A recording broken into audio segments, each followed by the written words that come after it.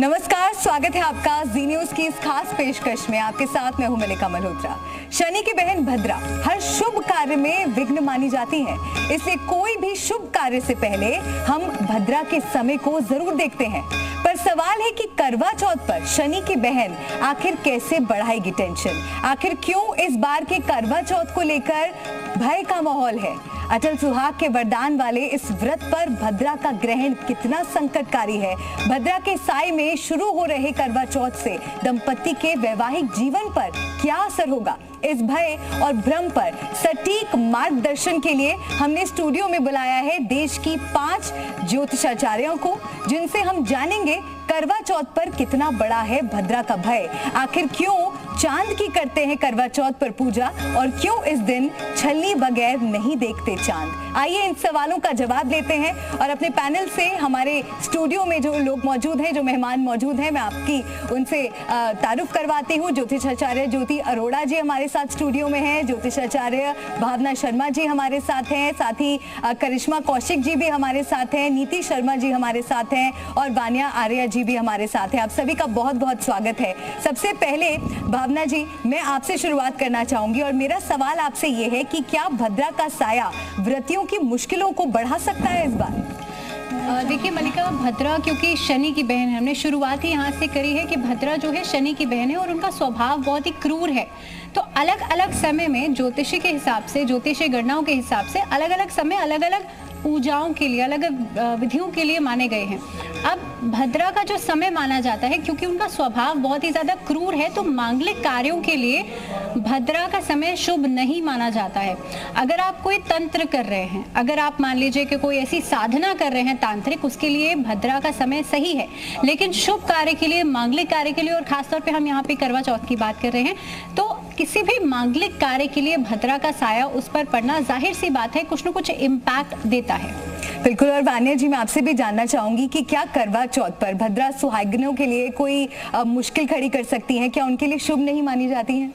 देखिए, भद्रा जो है बहुत ज़्यादा शुभ नहीं होती है, क्योंकि वो शनि की बहन है और हर चीज़ में जो है कहीं ना कहीं उसका विघ्न आता ही आता है। लेकिन फिर भी मैं यही आप सभी से कहना चाहूँगी कि आप जस्ट भद्रा के समय को इग्नोर करके और जो भी उसमें प्रिकॉशंस है वो आप लीजिए।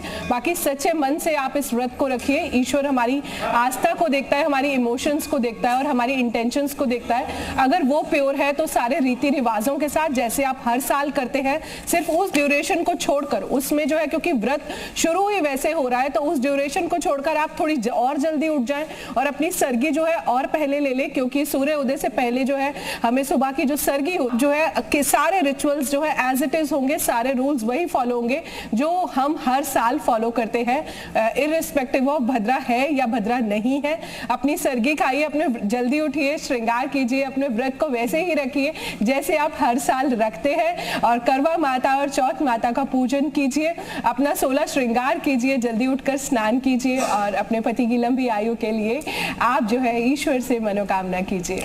ज्योति जी, क्या भद्रा में करवा चौथ की शुरुआत वैवाहिक जीवन पर भी किसी तरह का दुष्प्रभाव डाल सकती है? किस तरह का असर हो सकता है?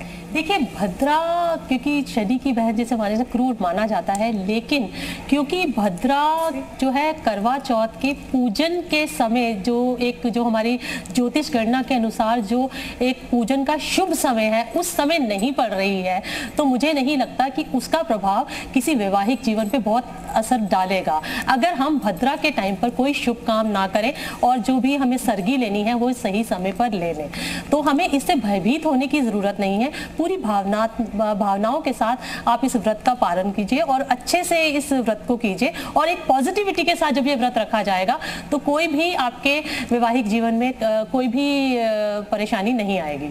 और करिश्मा जी, आपसे मैं ये जानना चाहूंगी, क्या अब जो भद्रा काल है इसकी वजह से सरगी का समय बदला जाएगा? क्या कोई बदलाव होना चाहिए? क्या सही समय रहेगा? देखिए, बदलाव करने की बिल्कुल भी आवश्यकता नहीं है। पहले तो भद्रा जो है हम सभी ने सुना है अनिष्ट करती है, मगर आपने भद्रा की अगर कभी पौराणिक कथा पढ़ी हो, शनि की बहन कहा जाता है और कहीं ना कहीं भद्रा जो है एक कहते ना कि बेफिजूल में बदनाम थी कि वो अनिष्ट करती है, क्योंकि जब वो अपनी माता छाया के गर्भ में थी तो उनके ऊपर जो है कालकूट जो विष था उसका प्रभाव पड़ गया था, जिसके कारण वो भद्रा के अंदर वो चीजें आ गई थी, विष का प्रभाव आ गया था। मगर भद्रा ने कभी भी अपने मन से अनिष्ट करने की नहीं सोची। अगर आप पौराणिक कथाएं पढ़ेंगे तो आपको ये चीजें जरूर उसमें देखने को मिलेंगी। दूसरी चीज, भद्रा का इसमें कोई भी आप कहें कि अगर आपको भद्रा से संबंधित कोई इसमें परेशानी है या आपको सर्गी का समय बदलने की आवश्यकता है तो बिल्कुल भी नहीं है। और दूसरी चीज, शाम की जो पूजा रहेगी वो जो है आप राहु काल का थोड़ा सा यहाँ पे ध्यान रखने की आवश्यकता है, क्योंकि राहु काल में कहा जाता है कि पूजा आराधना नहीं की जाती है। तो राहु काल का जो समय रहेगा वो शाम के 4:23 से लेकर के 5:57 का रहेगा। तो उसके बाद जो है आप पूजा आराधना कर सकते हैं। और वैसे भी चंद्रमा निकलने का जो समय रहेगा वो 7:54 का रहेगा, लगभग 8 बजे के आसपास का। तो उसके बाद, उससे पहले जो है आप पूजा आराधना करके चंद्रमा का अर्घ देख के मतलब व्रत का पारण कर सकते हैं। और हमारे जो दर्शक हैं, जो महिलाएं हमें देख रही हैं, जो करवा चौथ की तैयारी में जुटी हुई हैं, आपसे मैं यही निवेदन करूंगी कि आप तमाम जानकारियों को बहुत गौर से सुन लें और हो सके तो नोट भी कर लें। तो सर्गी का सही समय तो करिश्मा जी ने हमें बताया। नीति जी, मैं आपसे ये जानना चाहूंगी कि सर्गी में क्या खाएं क्या ना खाएं, उसके बारे में भी आप जानकारी दीजिए। सबसे पहले जी न्यूज़ के माध्यम से सारी मेरी सुहागन बहनों को, माताओं को करवा चौथ की बहुत बहुत शुभकामनाएं। ईश्वर से यही प्रार्थना करती हूँ कि आपका वैवाहिक जीवन बहुत ही सुखमय हो, मंगलकारी, और आपके पति की आयु बहुत बड़ी हो और उनको बहुत सक्सेस मिले। करवा चौथ की जो सर्गी की थाली है वो मुख्य रूप से, क्योंकि उत्तरी भारत में ये प्रचलन करवा चौथ का ज़्यादा रहा है, तो नॉर्मली सर्गी सास देती है अपनी बहू को, जिसमें खाने का सामान रहता है, उनके लिए श्रृंगार का सामान होता है, उनके लिए नए वस्त्र होते हैं और ड्राई फ्रूट्स होते हैं। फेनिया, हम पंजाब से हैं तो पंजाब में करवा चौथ बहुत अच्छे मनाया जाता है, तो दूध और फेनी का भोग जरूर खाना चाहिए। साथ में नारियल का पानी और नारियल जरूर उसका सेवन बहुत शुभ माना जाता है। ड्राई फ्रूट्स आप खाइए, फ्रूट्स खाइए। तो ये सर्गी बेसिकली आपकी सास आपको एक प्रकार से आशीर्वाद के रूप में प्रदान करती है, जो आपको सुबह प्रातःकाल ब्रह्म मुहूर्त में सूर्योदय से पहले इसको ग्रहण करना होता है और उसके बाद संकल्प लेना होता है कि पूरे दिन आप निर्जल रहेंगी। और चंद्रमा को अर्घ देने के बाद पति ही आपको, अगर पति पास में है तो उनके द्वारा थोड़ा सा जल पी के उसके बाद आप भोजन करें। और सर्गी की थाली में अगर मान लीजिए आपकी सास जीवित नहीं है या किसी कारण पास नहीं है, तो जेठानी जो आपकी बड़ी हस्बैंड की जो बड़े भाई की वाइफ होती हैं वो आपको दे सकती हैं। बिल्कुल। और नीति जी, क्या इस बार कोई शुभ योग भी बन रहा है करवा चौथ पर? क्या शुभ समय रहेगा? जी, बहुत ही शुभ योग बन रहा है। गजकेसरी योग, जिसको ज्योतिष शास्त्र में भी बहुत ही महत्वपूर्ण योग माना जाता है। गजकेसरी योग में चंद्रमा और गुरु की युति यानी कि कंजंक्शन होती है केंद्र में या त्रिकेंद्र में।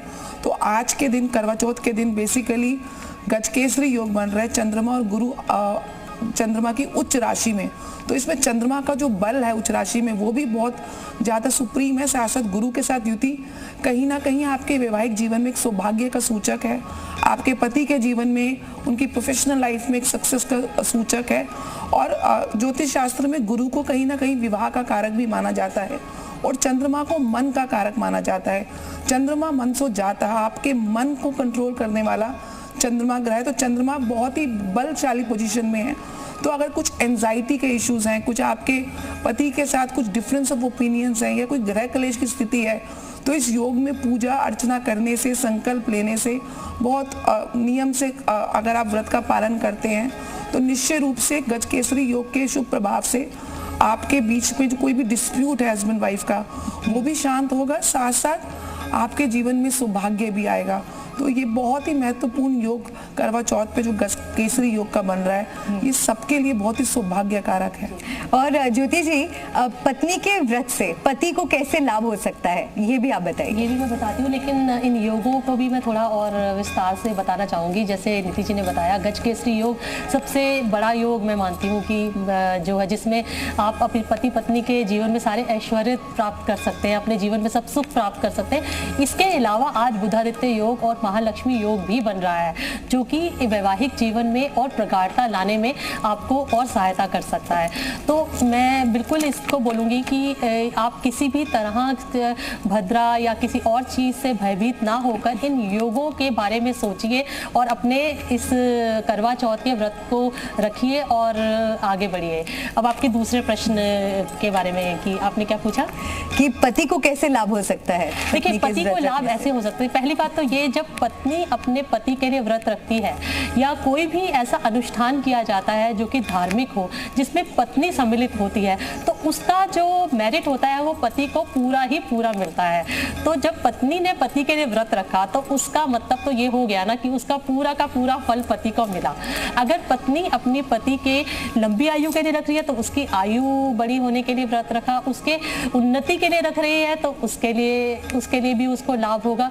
और आज के दिन आप अपने पति से झगड़ा ना करें, किसी भी चीज में बहस ना करें और उसको एक फ्री स्पेस दें और वो भी आपको फ्री स्पेस दे, तो देखिएगा कि दोनों मतलब बहुत ही अच्छे तरक्की करेंगे, पूरे परिवार में सुख शांति बनी रहेगी। और जो भी दुविधा में अगर आपकी जिंदगी चल भी रही है तो आप उससे बहुत आसानी से निकल जाएंगे। तो और ये वानिया बहुत जी, ही अच्छे योगों वाला दिन है जी। और वानिया जी, जैसे कि कितने अच्छे अद्भुत संयोग बन रहे हैं, कितने अच्छे योग बन रहे हैं, ये तो हमें बताया नीति जी ने, ज्योति जी ने, लेकिन फिर भी लोग डरे हुए हैं क्योंकि शनि की बहन का जिक्र आ गया है यहाँ पर, तो लोगों के मन में भय तो है। क्या किस तरह से आप उन्हें जानकारी देंगी कि लोग भय मुक्त हो जाए? और जिन लोगों के मन में ये सवाल आ रहा है कि क्या इस बार करवा चौथ शुभ नहीं है, उन्हें क्या कहेंगे आप? मैं आप सभी से यही बोलना चाहूँगी कि भद्रा हर साल आती है और बहुत त्योहारों में आती है, तो इससे आप डरे ना, रादर देन अपने आप को इमोशनली पॉजिटिव रखें और स्ट्रांग रखें। ऐसा कुछ भी नहीं होता। जो भी चीज़ें आप सच्चे मन से करते हो, अपने सेंटिमेंट्स के साथ करते हो, अपने इमोशंस के साथ करते हो, तो ईश्वर भी जो है हमें सपोर्ट करता है। भगवान जो होता है वो सिर्फ हमारे इमोशंस को देखता है। आप बिल्कुल ना डरें, बिल्कुल ना घबराएं। अपनी प्रॉपर जो आपकी सरगी है, सुबह आप उठ के खाएं, अपने बड़ों का आशीर्वाद जरूर ले, 16 श्रृंगार जो है आप जरूर करें। जो करवा चौथ के नियम हैं, जैसे छलनी हो गया या करवा हो गया, लोटा हो गया, जैसे आप अपने मंदिर को सजाएंगे, अपनी थाली को सजाएंगे, मुझे ऐसा लगता है कि हर दिन जो है वो करवा चौथ है। अगर आपकी अंडरस्टैंडिंग अच्छी है, अगर आप एक अच्छी कंपैटिबिलिटी के साथ चलते हैं, झगड़ा आज भी ना करें और हर रोज ना करें, और करवा माता से अपनी पति की लंबी उम्र, अपने रिलेशनशिप में एक रिस्पेक्ट, एक दूसरे के लिए कंपैटिबिलिटी, ये सारी चीजें जो है आपको मांगनी है। भद्रा से बिल्कुल भी ना घबराएं, क्योंकि कई बार ऐसा होता है हम लाइफ में ना अपनी सोच से उन इवेंट्स को अट्रैक्ट करते हैं जो हमारी लाइफ में कभी हुए भी नहीं होते और कभी होने भी नहीं होते हैं। तो आप अपनी सोच को जितना ज्यादा पॉजिटिव रखेंगे, भद्रा से ना डरें। अपने प्रॉपर, जैसे कहते हैं छलनी से जब आप देखते हैं तो जितने छलनी में छेद होते हैं उतनी ही पति की लंबी आयु होती है। तो इस तरह से आप बिल्कुल पॉजिटिव रहे, पति के हाथ से जल लेके और मीठा खा के इस व्रत को पालन करें। बिल्कुल। और भावना जी, हमारे पास यहाँ पर पूजा की सामग्री भी है, ज्योति जी भी हमारे साथ यहाँ हैं। बहुत से लोग ऐसे भी हैं, बहुत सी महिलाएं ऐसी हैं जो शायद ये व्रत पहली बार रख रही होंगी और उन्हें बहुत ज्यादा जानकारी नहीं है। तो अगर हम हमारे दर्शकों के लिए खड़े होकर यहाँ पर दिखा सकें कि किस तरह से पूजा करनी है करवा माता की, तो आइए हम ये जो पूरी सामग्री यहाँ पर हमारे सामने रखी है इसके बारे में भी आप अगर विस्तार से दर्शकों को जानकारी दे सकें और पूजा कैसे करनी है वो आप बताइए। देखिए, सबसे पहले तो जिस तरह से सुबह की सरगी की शुरुआत आप करते हैं, सबसे पहले तो मेरी हम जी सबसे पहले आप पूजा की जब आप संकल्प लेंगे और दोपहर के समय आप पूजा की शुरुआत करेंगे, तो जैसे करवा माता के चित्र आप यहाँ पर देख रहे हैं, इनके सामने एक गाय के घी का दीपक जलाएंगे। जैसे मलिका आपके पास एक दीपक रखा है और यहाँ पे घी है जी, आप इसमें घी डाल दीजिए और घी का दीपक आप सबसे पहले करवा माता के आगे प्रज्वलित करेंगे। यहाँ पर थोड़े से फूल हैं और देखिए येलो कलर के फ्लावर्स का यहाँ अपना एक अलग इम्पोर्टेंस होता है। बृहस्पति क्योंकि अभी शुक्र की राशि में है, वृषभ राशि में है और गज केसरी योग बना हुआ है। आप बृहस्पति की जब पूजा करते हैं और पीले रंग के पुष्पों से करते हैं तो आपका बृहस्पति यानी कि आपका जो जुपिटर होता है वो मजबूत होता है। और आप जानते हैं जुपिटर यानी कि देवगुरु बृहस्पति की पूजा करने से आपका दाम्पत्य जीवन बेहतर होता है। तो पीले रंग के पुष्पों से आप हाथ में लेकर के करवा माता की जो कथा है वो पढ़ें। उससे पहले गणपति जी की आराधना ज़रूर करें, क्योंकि हर पूजा की शुरुआत गणपति जी की आराधना से करनी चाहिए। तो यहाँ पे आप देख रहे हैं कि दीपक जो है वो लग चुका है। आप जब भी कथा के लिए बैठेंगे तो आपके साथ में जितनी भी घर परिवार की महिलाएं हैं उनके साथ आप बैठेंगे। हाथ में पीले रंग के पुष्प लेंगे। थाली में जिस तरह से ज्योति जी यहाँ पे येलो कलर के फ्लावर स्प्रिंकल कर रही हैं, दीपक जलाएंगे और सर्वप्रथम भगवान गणेश की वंदना के साथ, भगवान गणेश की कथा के साथ आप इस पूजा की शुरुआत करेंगे। उसके बाद आप करवा माता की जो कथा है वो पढ़ेंगे और सभी जो महिलाएं होती हैं वो थाली फिराती हैं। जिस तरीके से अपनी अपनी थाली होती है उसको फेरा जाता है। एंड देन आफ्टर कथा के बाद आप आरती करेंगे। भगवान गणेश की आरती, करवा माता की आरती, भगवान विष्णु की आरती यहाँ पर बहुत ज़रूरी है, क्योंकि जैसे मैंने कहा कि दाम्पत्य जीवन की खुशी के लिए भगवान विष्णु और माँ लक्ष्मी की संयुक्त रूप से पूजा की जानी चाहिए। और ख़ास तौर पे जब संयुक्त रूप से पूजा करते हैं तो आपके घर में खुशहाली भी आती है, सुख समृद्धि भी आती है, क्योंकि अल्टीमेटली देखिए हम ये व्रत रख रहे हैं घर के सुख समृद्धि के लिए भी। पति की लंबी आयु तो है ही, आपका दाम्पत्य जीवन तो है ही, लेकिन साथ ही में घर में भी संपन्नता हो, इसके लिए व्रत रखा जाना चाहिए। करिश्मा जी, आप भी कोई खास बात इसमें बताना चाहेंगी, किस तरह से पूजा की शुरुआत करनी चाहिए? देखिए, पूजा की शुरुआत जो है बहुत ही खूब भावना जी ने बताया कि गणपति जी की आराधना से करनी चाहिए, क्योंकि गणपति जी की आराधना के बिना हर पूजा अधूरी मानी जाती है। इसके बाद जो है आप पार्वती जी की पूजा आराधना करें, करवा माता की पूजा आराधना करें। इस दिन जो है कुछ कुछ लोग जो होते हैं गौरी माँ की प्रतिमा भी बनाते हैं, जो कच्ची मिट्टी होती है उसकी प्रतिमा खुद बना करके उनका श्रृंगार करके उनको पूजा में रखा जाता है। और इसके साथ साथ जो करवा चौथ की कथा आती है, आपको बहुत ही इजीली वो जो पुस्तिका है वो मिल जाएगी। आप वो कथा जरूर पढ़ें। अगर पुस्तिका नहीं है एंड टाइम पे आपको याद आ रहा है तो यूट्यूब पे भी आपको अवेलेबल होगी या कहीं पे भी आपको इजीली नेट पे मिल जाएगी, तो वो आप जो कथा है वो जरूर करें। और इसके साथ ही साथ जो है आप मंत्रों का उच्चारण जरूर करें। अगर आप कुछ मंत्र भी बता सकें जी, पार्वती पते नमः मंत्र का जरूर उच्चारण करें, क्योंकि शंकर और पार्वती का जब नाम साथ आता है तो कहीं ना कहीं आपके वैवाहिक जीवन में खुशहाली अपने आप आ जाती है। तो आप गौरी शंकर का नाम जरूर लें इस दिन। और साथ ही साथ जो है आप पूजा करने के बाद जो है जो रात्रि काल का समय होगा उस समय पे चंद्रमा को अर्घ दें। अगर चंद्रमा नहीं नजर आ रहा है आपके क्षेत्र में किसी भी कारणवश, या जैसे अभी कुछ वर्ष पहले हुआ था कि बारिश हो गई थी, बादल हो गए थे, जिस वजह से बहुत सारी महिलाओं का ये प्रश्न था कि चंद्रमा नहीं नजर आ रहा है, तो आप एक परात लें, उसमें चावलों से चंद्रमा बनाएं और उसको अर्घ दे करके आप अपना व्रत का पारण कर सकते हैं। क्योंकि ऐसा कहा जाता है चंद्रमा जो है भगवान शंकर के मस्तिष्क में विराजमान है, और चंद्रमा जो है अगर चंद्रमा को प्रसन्न करना है तो आप भगवान शंकर की पूजा आराधना करें। तो इसीलिए चंद्रमा को इस तरह से भी अर्घ दे सकते हैं अगर आपके क्षेत्र में किसी भी कारणवश मौसम विभाग के कारण चंद्रमा नहीं नजर आ रहा है। और वान्या जी, कथा की कोई पंक्तियां अगर आप हमारे दर्शकों को सुना सकें और कोई खास मंत्र इस शुभ मौके के लिए। बहुत सुंदर प्रश्न आपने पूछा मल्लिका जी। तो इस पर जो है आप जो है ओम चंद्रमसे नमः का मंत्र आप कर सकते हैं, चंद्रदेव के खास मंत्र होते हैं। इसके अलावा जो है आप ओम सोम सोमाय नमः का आप मंत्र कर सकते हैं, ओम पार्वती पते नमः का आप मंत्र कर सकते हैं, ओम नमः शिवाय का मंत्र कर सकते हैं। गौरी माँ की जो है इस दिन पूजा होती है।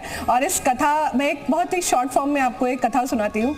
एक साहूकार होता है और उसके भाई होते हैं, एक छोटी उनकी एक बहन होती है। तो वो बहन जो होती है बहुत ज़्यादा लाडली होती है। तो एक दिन भाई जो होते हैं वो अपने काम से घर आते हैं, तो वो पूछते हैं अपनी बहन से तूने खाना खाया? तो बहन बोलती है कि नहीं नहीं, आज तो मेरा करवा चौथ का व्रत है। और वो देखते हैं कि उसकी बहन की जो तबीयत होती है वो थोड़ी सी ढीली हो रही होती है, थोड़ी सी तबीयत खराब हो रही होती है। तो वो अपनी बहन को दोबारा बोलते हैं कि ये आप जो है खाना खा लो, तो बहन जो है वो मना कर देती है। तो उसके बाद जो है वो एक आर्टिफिशियल चांद जो है वो क्रिएट करते हैं और उसको बोलते हैं कि चांद जो है वो निकल आया है। तो उसको देखकर वो जो है चंद्रमा को अर्घ दे देती है। और फिर उसके बाद कहीं से उसे पता चलता है कि उसके पति की जो है वो मृत्यु हो गई है। तो उसके बाद जो है वो बहुत ज्यादा विचलित हो जाती है और उनका जो है वो क्रिमेशन नहीं करने देती है। तो उसके बाद जो है वो क्रिमेशन नहीं करने देती है और वो करवा बहुत रोती है। तो उसकी छोटी भाभी जो उसकी 6 नंबर वाली भाभी होती है वो उसे गाइड करती है कि कहीं ना कहीं तुमने ऐसा किया है और वो आर्टिफिशियल चांद जो है वो क्रिएट हुआ, उस वजह से ऐसा हुआ। तो उसके बाद जो है क्या कहते हैं वो फिर से व्रत रखती है और करवा माता उसे आशीर्वाद देती है और उसका पति जो है अगले साल जीवित हो जाता है जब वो चौथ माता की पूजा करती है। तो आपने बहुत अच्छे तरीके से यहाँ पर कथा भी बता दी और मुझे लगता है कि एक बार चलते चलते हमें हमारे दर्शकों को छलनी से चंद्रमा देखने का सही तरीका जरूर बता देना चाहिए, क्योंकि ये मुझे लगता है बहुत महत्वपूर्ण है सही तरीके से करना। और क्योंकि हम लोग जैसे दीदी जी और हम लोग थोड़े पंजाब से हैं तो हम लोगों में इसका ना एक बहुत ही ज़्यादा एक महत्व भी माना जाता है। तो जब आप करवा चौथ की पूजा करने के लिए सारी महिलाएं इकट्ठी बैठती हैं तो एक थाली बांटने का एक वो होता है, एक प्रचलन है। तो आप सबसे पहले इसमें जल लेते हैं, शुद्ध जल लेते हैं और उसमें हल्का सा मतलब कच्चा दूध डाल सकते हैं और वो डालने के बाद आप इसके ऊपर अपना जो प्लेट के ऊपर एक दिया जो है, वो दिया जो है आप मिट्टी का नहीं लेते हैं, वो आप आटे का दिया बनाते हैं और उसमें देसी घी से उस दिए को जलाया जाता है।